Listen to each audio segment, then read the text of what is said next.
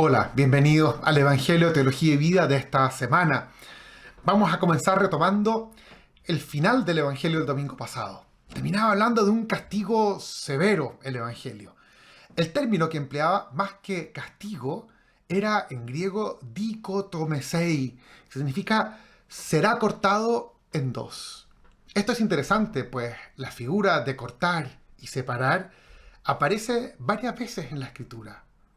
Esta es una invitación a tener en cuenta que nuestra vida, en definitiva, va a ser evaluada por el Señor. Y al final será separado en nosotros o será cortada en dos partes. Por una parte, lo que hemos vivido según el Evangelio, lo que hemos amado, y por otra parte, aquello en lo cual no hemos dejado seducir por la propuesta del mundo. La imagen para comprender esto es Mateo 25, cuando el Señor habla de separar las ovejas y las cabras, vengan a mi derecha, a mi izquierda. Esa imagen es interesante porque no se trata de que va a separar a los buenos de los malos, sino que va a separar en nosotros lo bueno de lo malo.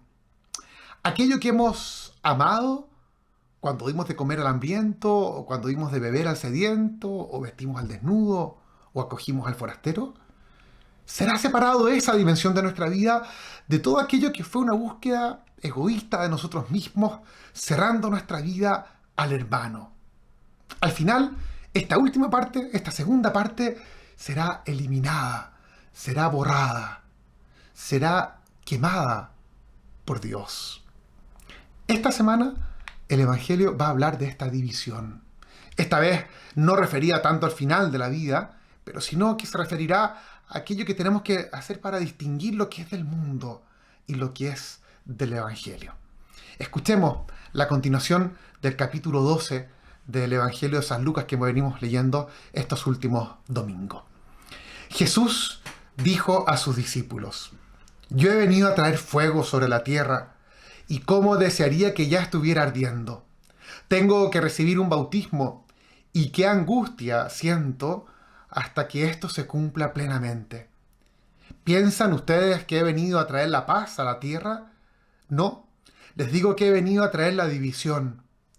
De ahora en adelante, 5 miembros de una familia estarán divididos, 3 contra 2 y 2 contra 3, el padre contra el hijo y el hijo contra el padre, la madre contra la hija y la hija contra la madre, la suegra contra la nuera y la nuera contra la suegra.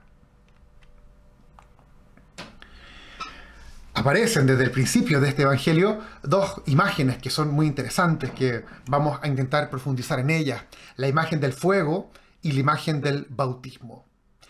Jesús recibió la misión del Padre de traer fuego sobre la tierra. Y el bautismo indica el precio que Jesús tendrá que pagar por cumplir con su misión. Él pagará con su propia vida esta elección que hace de iniciar un mundo nuevo. Una palabra comencemos por el fuego.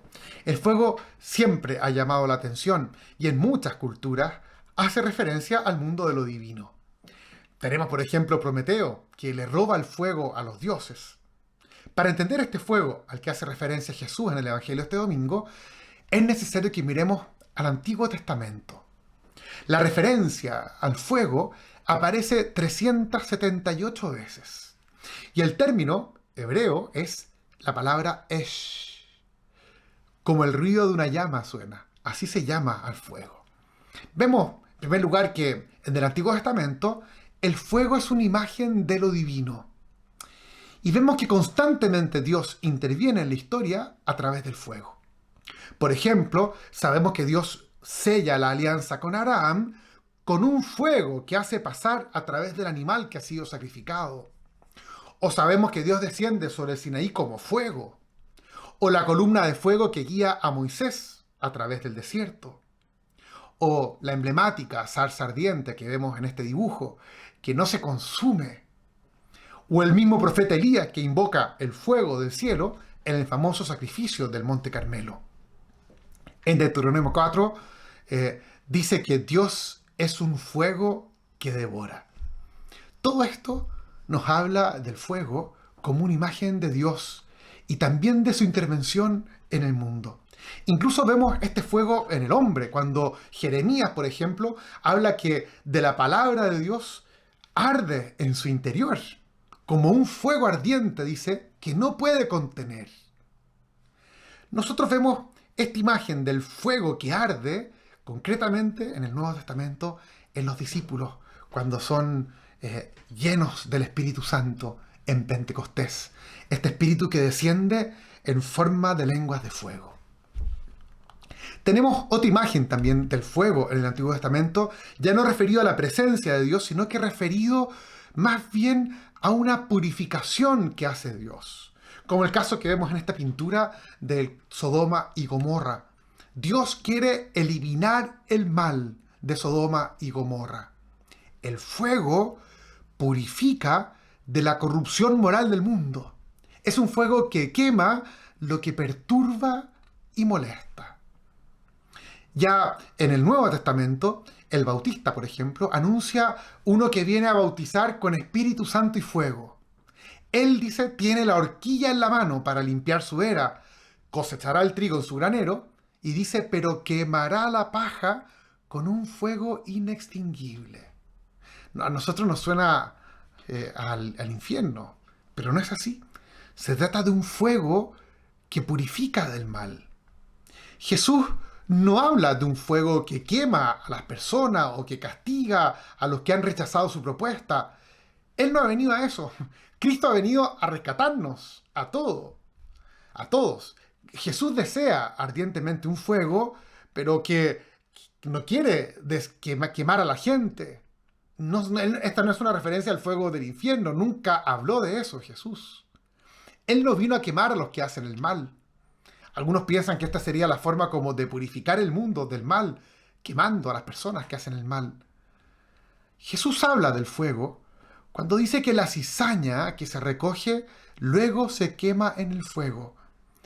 No se refiere a personas que serán quemadas, sino que será quemada la cizaña o las cizañas que inevitablemente crecen en cada uno de nosotros. En nosotros crece una cizaña que impide el buen trigo. Es inevitable que cizaña y trigo crezcan juntos en nosotros, pero esta cizaña será quemada por el fuego que Jesús ha traído al mundo. Cuando este fuego entra en nuestra vida, toda esta parte de nosotros que no es la vida divina será quemada, eliminada, y deja espacio solo a aquello que produce amor en nosotros.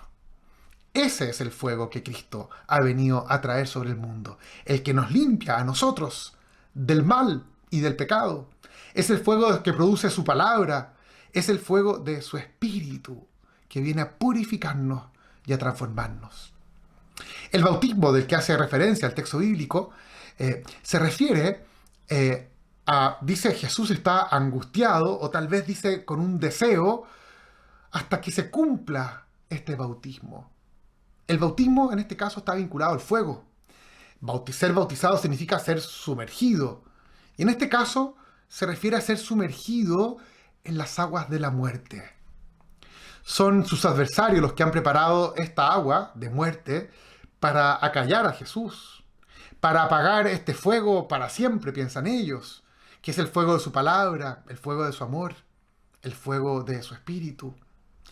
Pero estas aguas solo consiguen el efecto contrario del que ellos esperan. Al salir de estas aguas el día de la Pascua, Jesús da inicio al hombre nuevo y al mundo nuevo, a aquel que se mueve por su espíritu. Ahí se entiende el cómo desearía que estuviera ardiendo de este evangelio. Es su deseo de ver ardiendo la cizaña que está presente en el mundo y en el corazón de cada uno de nosotros. Es un fuego que se encendió en la Pascua y se mantiene hasta el día de hoy encendido, ¿cierto? Los ortodoxos, cuando celebran el Sábado Santo, esa noche hacen la liturgia del Fuego Santo. Desde el edículo del Santo Sepulcro sacan un fuego que se lo van compartiendo unos con otros y se lo llevan a todas partes. Es un fuego que es la luz del resucitado, que hace nuevas todas las cosas. Lucas presenta, por ejemplo, en Pentecostés, un fuego que desciende del cielo y renueva la tierra posándose sobre todos aquellos que han adherido a Cristo con su vida. Ya sabemos que fuego y bautismo en este Evangelio se refieren a algo muy distinto a la primera impresión que nos producen. Pero no solamente eso, sino que el texto sigue hablando y habla de divisiones, cosa que también nos descoloca. Nosotros esperaríamos un mensaje de unión, de paz, pero Jesús en vez habla de divisiones. Hay que aclararlo. Todo el camino espiritual consiste en la unión con Dios y también la unión entre nosotros. No es esta la división que ha venido a traer Cristo. En este caso, la imagen está tomada de Miqueas. Miqueas dice, en esta sociedad, el hijo insulta al padre, la hija se vuelca contra la madre, la nuera contra la suegra, y los enemigos del hombre son los que están en su propia casa, que bien describe el tiempo presente que estamos viviendo nosotros, el profeta Miqueas.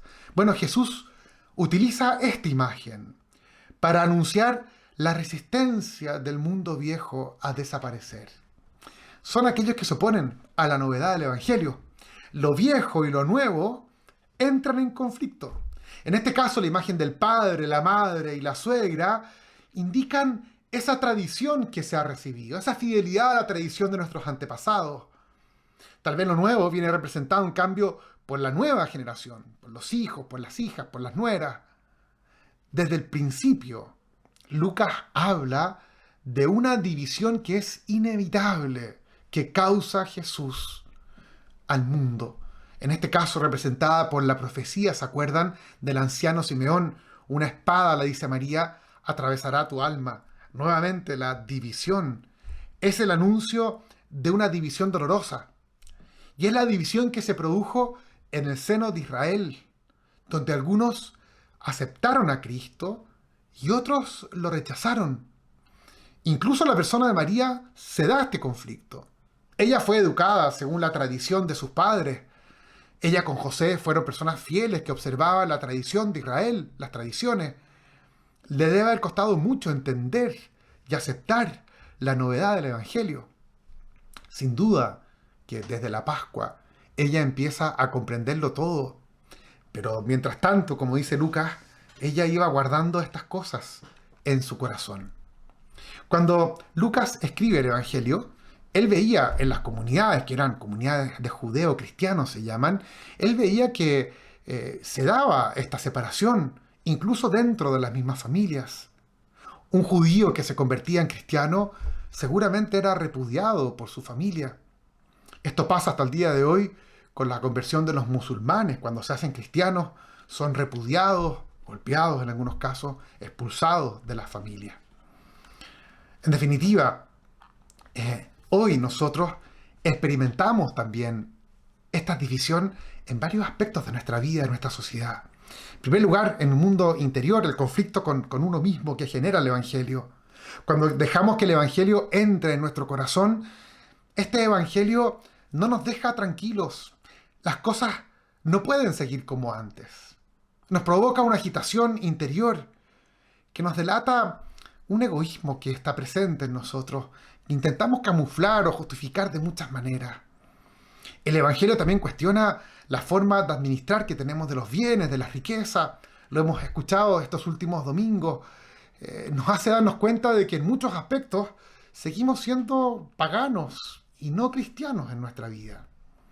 El Evangelio crea inquietudes, agitación interior. El Evangelio nos va cambiando las convicciones. En el fondo, el Evangelio no nos deja tranquilos, no nos deja en paz, hasta que produce el cambio en nosotros. La venida de Cristo no deja tranquilo a nadie. No es la misma paz de antes con la que aprendemos a vivir. Es una paz nueva, es una paz interior profunda que trae Cristo. En segundo lugar, no solamente no es un tema interior, la inquietud revuelve la sociedad, la vieja sociedad, esa que se basa en competir, en dominar, en imponerse, en acumular. Hablamos tanto de esto porque está tan presente en nosotros y en el mundo actual. Estos son principios incompatibles totalmente con el Evangelio. El Evangelio busca destruir toda estructura injusta. Quiere acabar con las condiciones inhumanas, con las discriminaciones, con la avaricia, con el poder, con la corrupción. Y no me refiero solo a un tema político, es una realidad que se da en el mundo en el que nos desenvolvemos nosotros. Muchos van a intentar frenar este cambio, lo obstaculizan, porque muchos están cómodos con esta forma de vida. El mundo antiguo busca perpetuarse, pues se siente amenazado por el Evangelio. Esta división la produce el Evangelio en nuestra sociedad.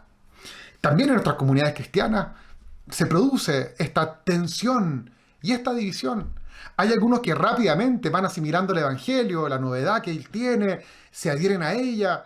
En cambio, otros se acercan, se aproximan al Evangelio con precomprensiones, imágenes que hemos heredado, a veces imágenes falsas de Dios, prácticas religiosas a veces que oscurecen el Evangelio. Aquí hay un conflicto también que se produce entre esos vínculos con el pasado y la novedad constante que trae el Evangelio en nuestra vida. En definitiva, creo que es importante tener presente que hay tensiones que produce el Evangelio en nuestro interior, en la vida de afuera y también en nuestras comunidades cristianas. Son las tensiones del mundo nuevo que están naciendo. Es un nacimiento que conlleva dolor, a veces ruptura, que significa cortar en dos. Esta es la propuesta del Evangelio de este domingo. El cambio que trae el Señor es un cambio que nos obliga a removernos desde los cimientos.